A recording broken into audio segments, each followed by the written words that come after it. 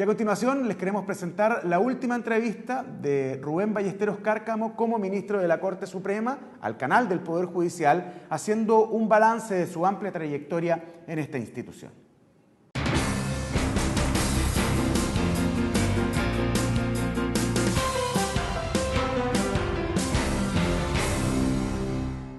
Rubén Ballesteros Cárcamo nació en Castro, Chiloé, en 1939, estudió Derecho en la Universidad de Chile, en ese entonces en la sede de Valparaíso, y en su extensa carrera judicial llegó a ser presidente de la Corte Suprema. Esta semana, el ministro Rubén Ballesteros dejó la institución tras cumplir los 75 años de edad legal. Ministro Ballesteros, muchas gracias por conversar con el Canal Judicial. Muchas gracias y muy agradecido por esta oportunidad. Lo decíamos en la introducción, una extensa carrera. ¿Cómo recuerda los inicios en el Poder Judicial? En el Poder Judicial en la ciudad de Puerto Montt, en un cargo de secretario en el segundo juzgado de letras de ese puerto, en el año 73, a principio de año. Y bueno, nos trasladamos con la familia, mi mujer, los dos niños, y vivíamos en una población que se llama Población Orellana, que tenía una vista a todo el puerto, a todo el seno Rolón que había en Puerto Montt, y que estaba sobre el canal Tenglo, y sobre todos estos establecimientos de comida autóctonas, más bien chilotas ahí en Puerto Montt.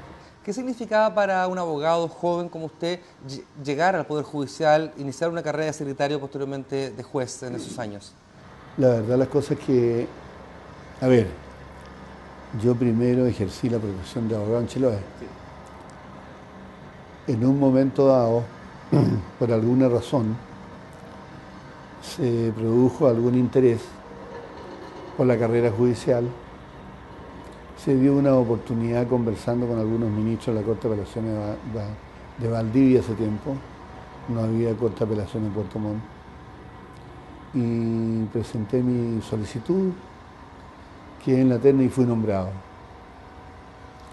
La verdad, las cosas que haciendo un examen retrospectivo desde hoy hacia atrás, la carrera judicial se hace tan extensa, se recorren tantas ciudades distintas. De Puerto Montt yo me fui a Osorno, de Osorno a Valdivia, de Valdivia a Punta Arenas una larga estadía de 10 años, después Santiago en 1993. Sí, una cosa importante, ingresé al Poder Judicial ya con la experiencia de haber ejercido la profesión de abogado por varios años y haber sido juez subrogante en el Tribunal de Letras de Castro en Chiloé y también en el Juzgado Policial Local. De tal manera que mi ingreso como secretario en juzgado en Puerto Montt fue como lo más natural. No hubo ninguna dificultad, estaba preparado para eso. Me quiero saltar un poco la pauta de preguntas que tenía relación con su historia, porque quiero apuntar a lo que usted dice. Usted entró al Poder Judicial ya maduro, entró al Poder Judicial, ¿cierto?, teniendo una carrera jurídica antemano. Esto se compara con la actualidad, en donde gente muy joven llega a ser magistrado. ¿Qué le recomienda o qué lección se puede sacar de las dos comparaciones? No, el ideal es que los funcionarios judiciales hoy día que ingresan a los cargos de jueces tengan alguna experiencia anterior. Eso ha sido siempre muy deseable. Pero ocurre que en el día de hoy hay otras ventajas que nosotros no teníamos. La Academia Judicial, que prepara en forma excelente a los futuros jueces. Por eso, estos niños que son jueces hoy día prácticamente llegan más preparados de cómo llegábamos nosotros. Yo por lo menos llegué con una experiencia previa de ejercicio de la profesión de abogado y también de juez subrogante. Pero otros llegaban simplemente de la universidad y ese tránsito era difícil. Había que ayudarlos a muchos para poder sortear su obligaciones de secretario del juzgado o de juez. Y esos secretarios quedaban de juez en muchas oportunidades y se encontraban con problemas bastante difíciles. Pero todas las cosas se superan, hay que seguir estudiando cada día. Sí. Su estadía en Punta Arenas, usted nos contaba 10 años donde llegó a ser ministro de ese tribunal. Bueno, Punta Arenas es una cosa especial. Yo siempre he dicho que la mitad de la gente de Punta Arenas son chilotes y la otra mitad son yugoslavos. Las migraciones extranjeras antiguas prácticamente queda muy poca gente, de tal manera que estas dos vertientes humanas son las que dominan actualmente la región. Es gente toda, yugoslavos y chilotes muy sacrificados, clima y ambiente difícil que después de los años no resulta ser tanto. Uno se acostumbra, se acomoda y se vive en forma espectacular. Se vive en forma espectacular la vida en familia, los amigos, las instituciones en que uno participa. Mi experiencia de Magallanes es inolvidable y la apreciamos cada día con mi mujer.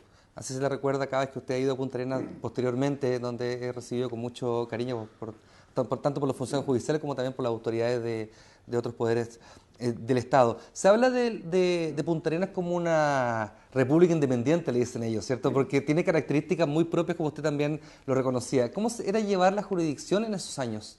Bueno, Magallanes ha tenido tribunal desde el siglo XIX. Un juzgado de letras que todavía siempre se llamó primer juzgado de letras y no había otro. Y ese tribunal funcionaba en Punta Arenas cuando la jurisdicción de Magallanes estaba bajo la autoridad de la Corte de Apelaciones de Valparaíso. Y los ministros de Valparaíso que iban a Punta Arenas viajaban en esos años en veleros.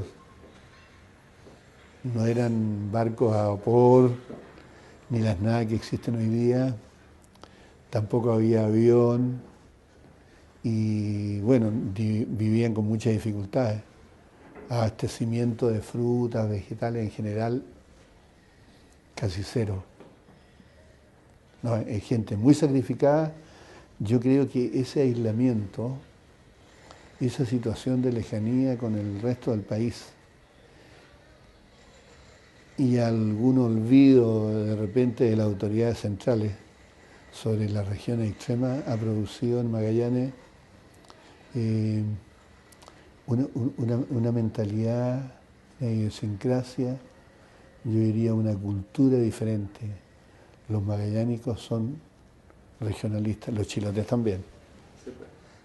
Lo traslado a 1993, cuando llega a Santiago.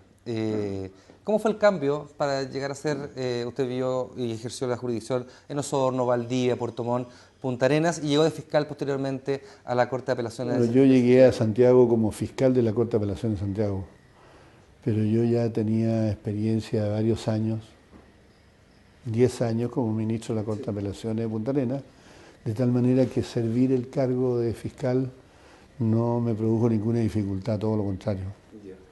Creo haber desempeñado una muy buena función como fiscal. Y luego ser ministro, ¿es distinto ser ministro en Santiago que en Punta Arenas, por ejemplo, o en Corte de Regiones? Santiago siempre ha sido una corte distinta, de mucho trabajo, exige mucha dedicación, mucho tiempo, mucho estudio. Además de que por estar instalada en la capital de del país, en la primera región del país, muchos asuntos son de gran complejidad, materias que muchas veces no se conocen en el resto de las cortes de apelaciones del país. Es difícil ser ministro de la Corte de Apelaciones de Santiago y ejercer la presidencia también. Usted fue presidente también. ¿Cómo recuerda ese periodo? El tribunal con mayor cantidad de ministros del país, por ejemplo, con mayor cantidad de causas. Me correspondió el año 2000. Sí. Y hay una cosa curiosa. Mientras yo era presidente de la Corte de Apelaciones de Santiago, Hernán Álvarez García era el presidente de la Corte Suprema. Y yo le decía una vez que el Poder Judicial chileno estaba en manos de dos chilotes. Uno en la Corte de Santiago y el otro en la Corte Suprema. ¿Qué le decía Hernán? Don Hernán es un hombre muy afable, muy agradable. Se sonreía. Eso fue en la década de los 90, ¿cierto? Presidió usted el 2000 y el 2005 usted asume como ministro de la Corte Suprema. ¿Cómo recuerda ese año? ¿Cómo recuerda usted ese cambio de llegar a ser integrante del máximo tribunal del país? Bueno, fue un cambio en realidad que no me produjo mayores dificultades. Llegué a una sala en que estaba Jaime Rodríguez, con quien yo había trabajado 10 años en Punta Arenas. Estaba Alberto Cheñó, que fue uno de los ministros de la Corte de Apelaciones de Puerto Montt en su creación, tribunal en que yo serví primero cuando se instaló esa corte como secretario y también como relator. Tuve como relator como 3 años allá, así que también me encontré con Alberto Cheñó. Estaba Alberto, después estaba Enrique Curi, que es una maravilla profesional, un hombre del derecho penal con mucho conocimiento y con mucha capacidad también de relacionarse con los demás ministros de la sala. La verdad las cosas, allí estuvo también Nivaldo Segura, que es el ministro de la primera sala de esta corte, y que yo conocí en Valdivia. Él era ministro de la Corte de Apelaciones de Valdivia y yo era juez del segundo juzgado del crimen en Valdivia. Así que llegué a una sala conocida. Cuando inicia una carrera judicial, cualquier funcionario, cualquier juez, ¿piensa en llegar a la Corte Suprema? ¿Piensa en hacer la carrera completa y llegar a la cúspide? No, uno no piensa ni siquiera en la Corte de Apelación. La aspiración que uno tiene es ser juez. Y estas cosas después de los ascensos se van dando con el tiempo. No hay, por lo menos personalmente, para mí no fue una cosa que yo esperaba ni ser ministro de la Corte ni ser ministro de la Corte Suprema. Y presidente, el 6 de enero de 2012 usted asumió como presidente de la Corte Suprema. ¿Cómo evalúa su gestión ya en el retiro del Poder Judicial? ¿Qué destaca de esos 2 años y quizás qué habría hecho también, si lo podemos analizar? A ver, la presidencia de la Corte Suprema no me produjo mayores problemas. La corporación administrativa funcionaba muy bien, de tal manera que en lo administrativo las cosas se resolvían con bastante facilidad. En lo jurisdiccional, la verdad las cosas que los ministros de la Corte Suprema, vistos sala por sala, son gente muy dedicada a su trabajo. No causaron ninguna dificultad nunca. El personal de Secretaría de la Presidencia, muy bien. La Dirección de Comunicaciones progresando cada día. Gente toda muy simpática. El personal de Secretaría de la Corte Suprema y de todos los demás órganos que existen hoy día, tanto la sección internacional como la de correo, la de bodega, toda gente que cumple bien su trabajo, hay gente que se esfuerza bastante. Usted realizó un liderazgo muy cercano al funcionario, incluso recorrió todo el país durante su mandato. ¿Cómo recuerda la cercanía con los funcionarios judiciales, pero también con la ciudadanía? Bueno, muy buenos recuerdos, fui muy bien recibido en todas partes, encontré gente conocida en todas partes. Se produce en el ambiente judicial que los jueces se trasladan de una jurisdicción a otra, y incluso los empleados. Y bueno, la verdad las cosas que el empleado judicial, el funcionario judicial en general, es una persona humana yo diría muy sensible, muy respetuosa, eh, se ubica muy bien en su función, eh, recibe muy bien a sus superiores. Es un personal que yo siempre dije son judiciales, atribuyéndole a la expresión judicial todas estas características de la gente. Sí. Dentro de su presidencia, don Rubén, usted hizo una renovación de cómo el Poder Judicial se comunica y se vincula con la ciudadanía. Impulsó fuertemente el proyecto de redes sociales, Facebook, Twitter, YouTube del Poder Judicial. Y también levantó esto, el canal judicial. Usted fue preponderante en lanzar esta mirada televisiva de la institución y también con un boletín impreso que se entrega semana a semana para que la ciudadanía se entere de la labor del Poder Judicial. ¿Esa es la forma moderna de que una institución como esta tiene que vincularse con la ciudadanía, mostrarse en todas las plataformas y en todos los formatos? Bueno, aquí hay una falencia, una falta grave en el Poder Judicial chileno. Desde muchos años deberíamos haber tenido un medio de comunicación impreso. El semanario que todavía se publica semana a semana es un primer intento. Espero que en el futuro ese semanario se transforme en una publicación de mayor entidad y que ponga en conocimiento no solamente de los funcionarios judiciales de todo el país, sino que también de los habitantes de la nación, qué es lo que hace cada tribunal del país. La gente debe conocernos más cada día. La forma de darnos a conocer son estos medios. El canal, la verdad, las cosas que también es un medio de comunicación que debíamos haber tenido hace muchos años y cada vez con mayor vuelo. A lo mejor en el futuro un canal que tenga, o a través del cable, yo pensaba en noticieros y programas de la tarde, después que el funcionario judicial llegue a su casa, tenga la oportunidad de ver su canal, el canal judicial. Y bueno, después seguir progresando. Hay países que tienen canales que son de funcionamiento como los canales normales, comerciales.